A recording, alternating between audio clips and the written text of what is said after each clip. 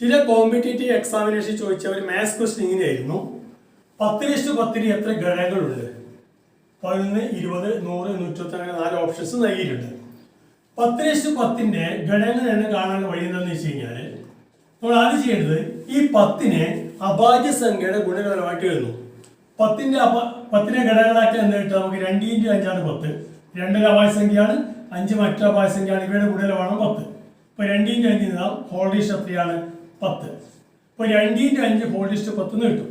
ഇനി അടുത്ത ചെയ്യേണ്ടത് ഈ 2 × 5 ഹോൾഡിസ്റ്റ് 10 വിഘടിപ്പിച്ച് എഴുതിയാൽ 2⁻10 × 5⁻10 നമുക്ക് എഴുതാൻ വേണ്ടി സാധിക്കുമല്ലോ.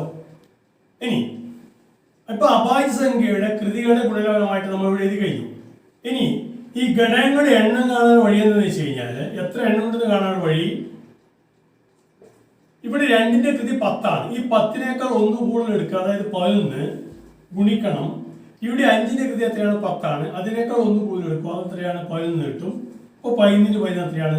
121. അപ്പോൾ 121 ഘടകങ്ങളായിരിക്കും ഈ 10:10 ഉണ്ടാവുക എന്ന് കണ്ടെത്താൻ വേണ്ടി സാധിക്കും. അപ്പോൾ ഇതാണ് ഇതിന്റെ മെത്തേഡ്.